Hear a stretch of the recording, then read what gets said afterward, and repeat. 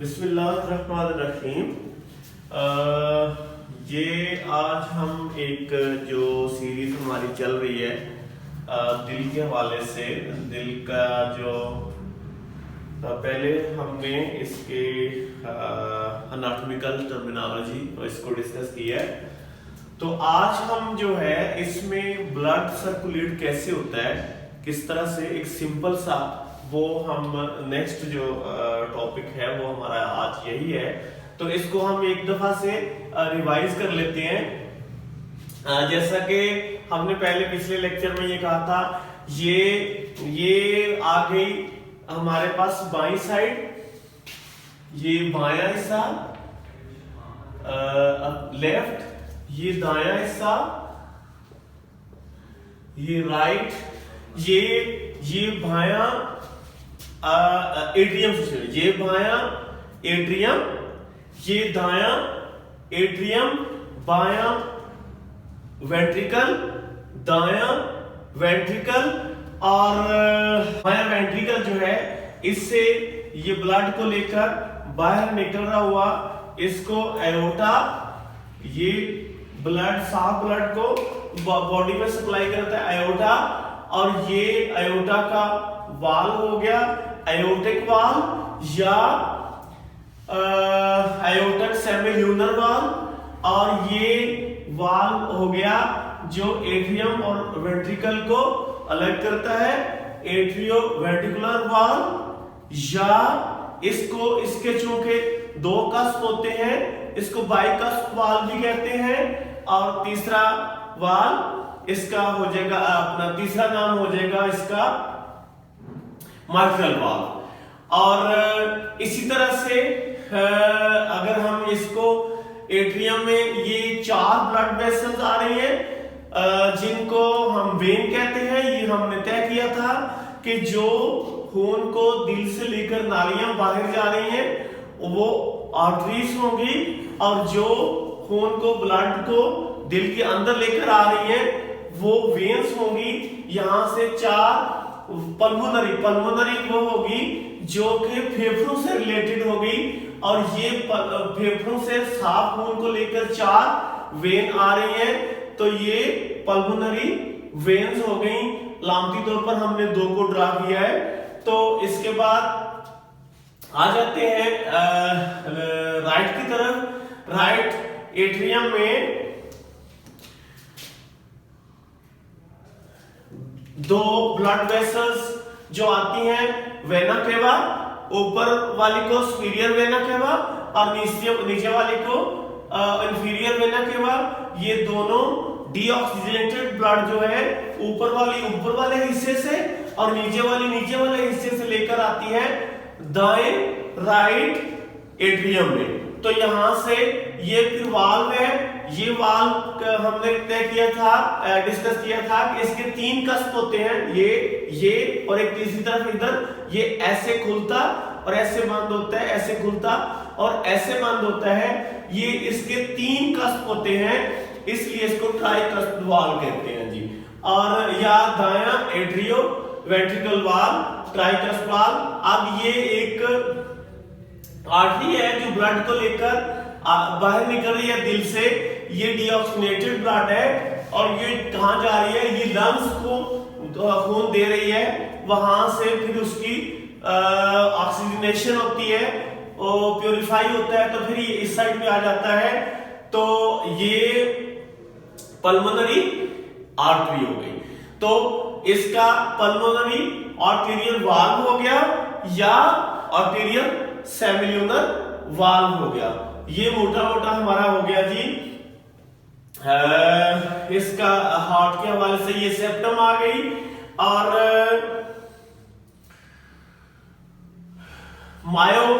Myocardium, endocardium और pericardium, और ये नीचे वाले हिस्से को एपेक्स कहेंगे हम, और ऊपर वाला हिस्सा ये बेस कहलाएगा जी।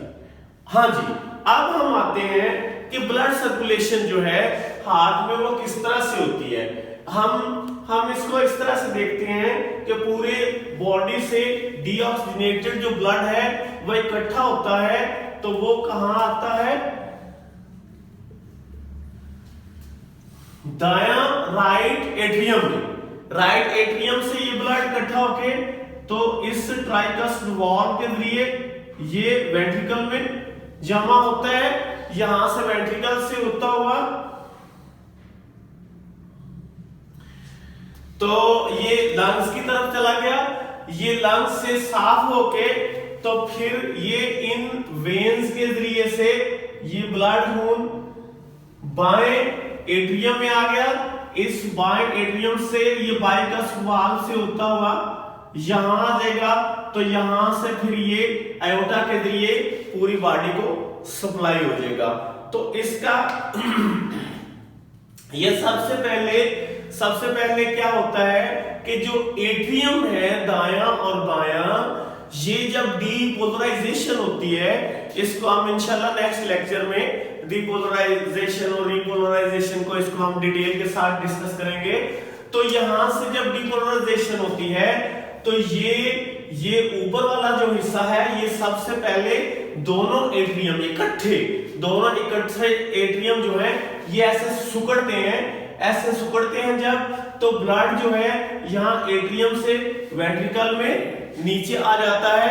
तो हम इसको बाएं को देखते हैं कि जब ये सुकड़ता है तो यहाँ से खून जो है वो इसमें नीचे आता है। इससे पहले, सुकड़ने से पहले जब ये रिलैक्सेशन में होते हैं, यानी वेंट्रिकल जब रिलैक्सेशन में होता है तो ब्लड ऑटोमेटिकली यहां से जो आ रहा है वो सीधा ये वाल्व जो कि खुला हुआ होता है, जो बाइकस वाल्व है ये खुला हुआ होता है, खून आता है फेफड़ों से वेन के जरिए बायां एट्रियम यहां आता है, चूंकि ये वाल्व खुला हुआ है ब्लड सीधा नीचे आ जाता है।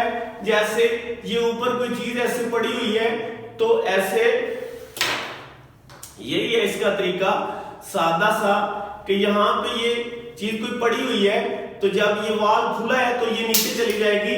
तो इस तरह से ये ब्लड सारा जो है ये नीचे आता रहता है, और ये तकरीबन ये तो कुछ जो जब ये पंप होता है तो सारा ब्लड जो है ये एओर्टा के जरिए बॉडी में सप्लाई नहीं होता। हर दफा इसको सुकड़ने के बाद कुछ ना कुछ ब्लड का हिस्सा इस एट्रियम अपना वेंट्रिकल में वो बच जाता है।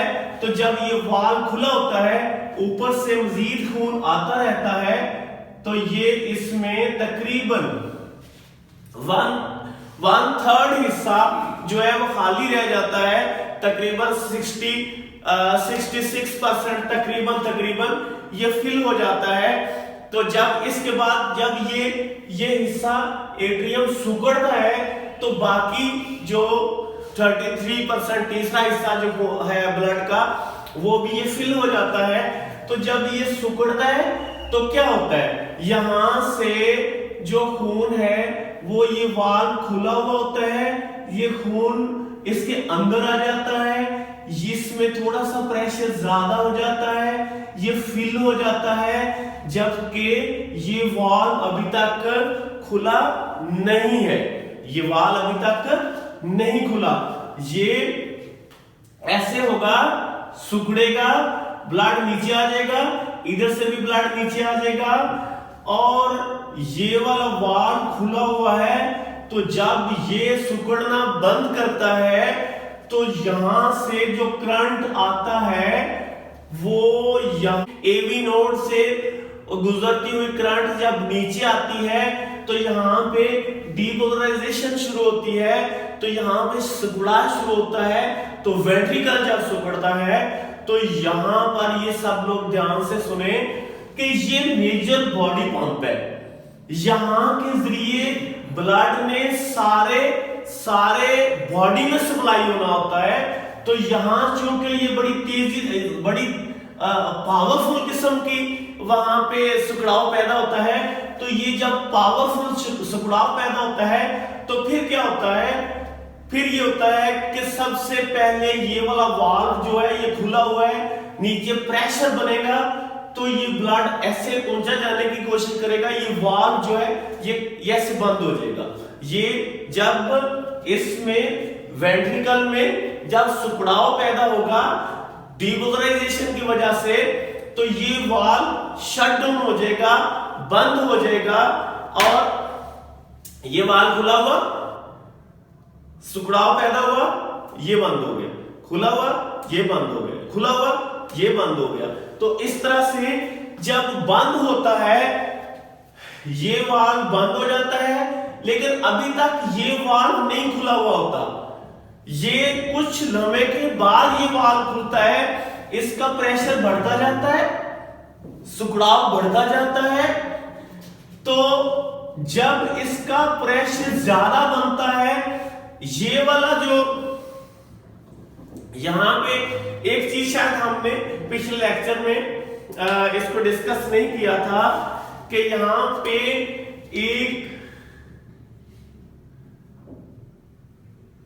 टेंडन ऑफ कोर्स ये लगे होते हैं वाल्व को, ये इसको रस्सियां कह लें, टेंडन ऑफ कोर्स देसी जबान में इसको रस्सियां कह लें कि इसको पकड़े हुए होती हैं, और यहां से ये ब्लड अपना दिल के अंदर दीवार के साथ ये एक स्पेशल मसल के साथ लगी होती हैं जिनको पेपिलरी मसल्स कहते हैं। यहां ये इनका काम क्या है, टेंडनस कॉर्ड, इसको पुराना लातीनी में कॉर्डी टेंडनी भी कहते हैं, लेकिन आजकल टेंडन ऑफ कॉर्ड ही कहा जाता है। तो ये पेपिलरी मसल के साथ यहां पे जुड़ी होती हैं। इसका काम ये होता है कि जब ये ऐसे इसको सिकुड़ाव आता है, जब ये वाल्व बंद होता है, तो ये जो डोरियां होती हैं इन वाल्व के दोनों हिस्सों को ऐसे पकड़े रखती हैं, इसको ऊपर नहीं जाने देती ये यहां पे। और इसी तरह का यही वाला सिस्टम इनके साथ होता है, और ये टेंडन ऑफ कोर्स और ये पेपिलरी मसल के साथ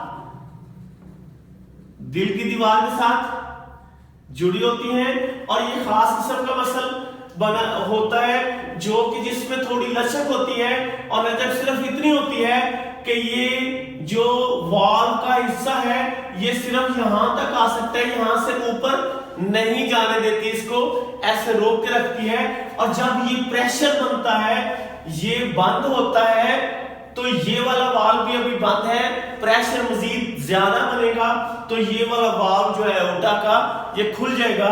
तो वाल्व खुल जाएगा तो फिर क्या होगा कि ये जो ब्लड अंदर था ये ऐसे जाना शुरू हो जाएगा, आयोटा के जरिए बाहर निकलना शुरू हो जाएगा। जब ये ब्लड, ये वाला प्रेशर ब्लड पे जो बना हुआ था, ये इसने वाल्व को खोल दिया तो ब्लड बाहर निकलेगा। तो ये जो आयोटा है ये थोड़ा सा फैलेगा, क्योंकि अपनी लचक की वजह से ये थोड़ा सा फैल जाएगा। जब थोड़ा फैलेगा तो क्या होगा कि ये जो ब्लड था जिस पे बड़ा ज्यादा प्रेशर बना हुआ था, ये ब्लड जरा ज्यादा मिकदार में यहाँ पे ये इसको रखने की गुंजाइश पैदा हो जाएगी आयोटा में। तो जब इसी तरह से यही वाला प्रोसेस इधर भी हो रहा होता है, साथ ही ये एट्रियम पहले होता है, ऐसे श्रिंक होता है, नीचे ब्लड आ गया, फिर जब ये वेंट्रिकल जो है ये श्रिंक होते हैं, ये ऐसे, और सेप्टम में ये जो लगे हुए हैं मसल्स ये इसको ऐसे ऊपर खींचते हैं। और एक थोड़ा सा हार्ट जो है आपने कभी देखा हो तो थोड़ा ट्विस्ट होता हुआ भी नजर आता है, वो ट्विस्ट इसी तरह से होता है जब ये सिकुड़ाव आता है, यहां से सेप्टम ये जो है ये ऊपर की तरफ खींचती है, तो ऐसे ऐसे ऐसे ऐसे थोड़ा सा ये ट्विस्ट होता है। इसको जो है ना दिल का ट्विस्ट भी कहते हैं, घूमना भी कहते हैं। तो यहां से ब्लड जो है ये आयोटा के जरिए होता हुआ पूरी बॉडी में सप्लाई हो जाता है। तो जब बॉडी में जाता है वहां से ये चूंकि ऑक्सीजनेटेड ब्लड है, ये बॉडी में जाके तो सर्कुलेट होता है पूरा बॉडी से, फिर वापस वेना केवा के जरिए जो ऑक्सीजन जो है वो बॉडी में सर्व हो जाती है, यूज हो जाती है। तो यहां से फिर डीऑक्सीजनेटेड जो ब्लड है यहां से होता हुआ फिर इस तरह से एट्रियम में आ जाता है और इस तरह से ये सारा प्रोसेस जो है ये चलता रहता है। फिर से जी एक दफा ध्यान से, तमाम लोग ध्यान से सुने। सबसे पहले क्या होता है, जब ये रिलैक्सेशन में होता है वेंट्रिकल, अभी यहां पे सुकड़ाव पैदा नहीं हुआ, तो यहां से जो ब्लड लंग्स से आ रहा है इन वेन के जरिए बाएं एट्रियम में चूंकि ये वाल्व जो है माइट्रल वाल्व ये खुला हुआ है, ब्लड नीचे सीधा आता जाएगा। जब ये तकरीबन 3 हिस्सों में से 2 हिस्से तकरीबन इस तरह से फिल हो चुका होता है, फिर उसके बाद यहां से इलेक्ट्रिक एक्टिविटी जो है वो जनरेट होती है।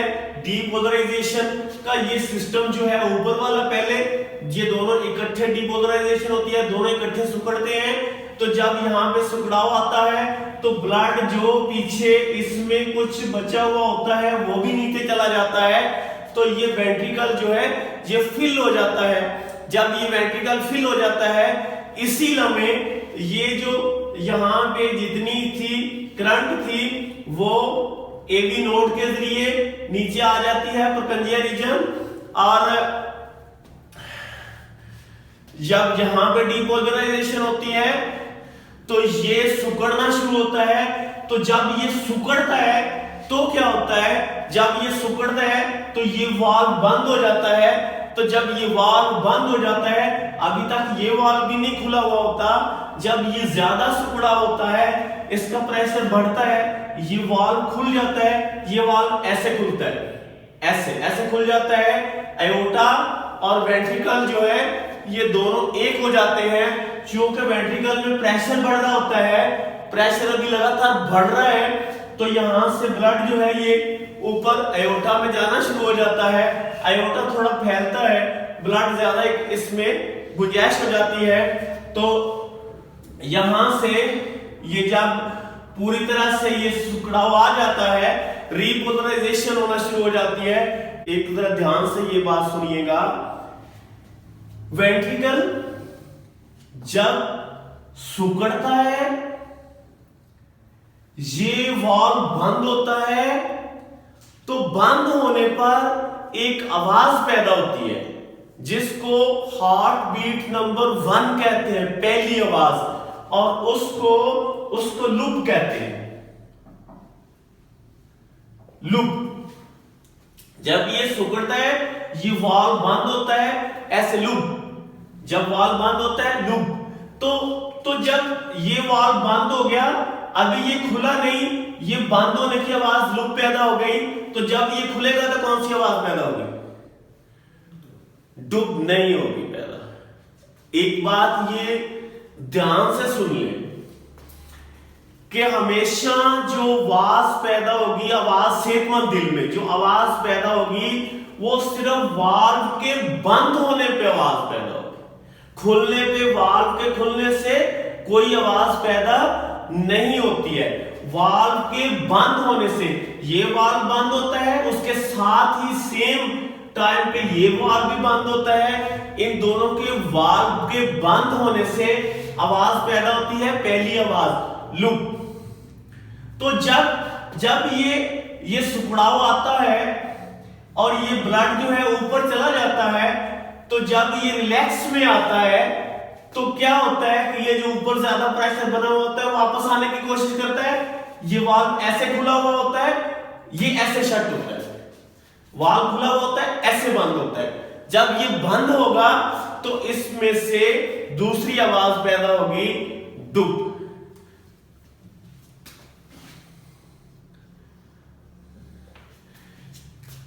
जी क्लियर कि आवाज हमेशा वाल्व के खुलने से नहीं पैदा होती, वाल्व के बंद होने पर आवाज पैदा होती है। तो पहली आवाज बाइकास्ट और ट्राइकास्ट वाल्व के बंद होने पर पैदा होगी लूप। लुब लुब। और जब ये रिलैक्स करेगा तो ये वाल्व बंद होंगे, तो दूसरी आवाज पैदा होगी, वो यहां से डुब डुब डुब डुब। तो ये फिर हार्ट बीट जब आप स्टेथोस्कोप के साथ सुनने की कोशिश करते हैं तो ये क्या होता है, लुब डुब लुब डुब लुब डुब लुब डुब। इस तरह से करके ये दोनों आवाजें, इंशाल्लाह इन आवाजों पे भी एक स्पेशल लेक्चर होगा, एक स्पेशल लेक्चर होगा जिसमें इसकी डिटेल, इसके साथ और भी 2 आवाजें होती हैं जो नॉर्मल होती हैं, उनको भी इंशाल्लाह हम डिस्कस करेंगे इसके लिए अलग से। और नेक्स्ट जो है, इसके बाद एक लेक्चर अभी हम करेंगे कि जो अपना यहाँ पे करंट जो जनरेट होती है उसका प्रॉपर पाथवे क्या है, कहां से गुजर के जाती है, तो वो अपना सफर तय करती है। इंशाल्लाह नेक्स्ट इस पे बात करते हैं। Thank you. अस्सलाम वालेकुम।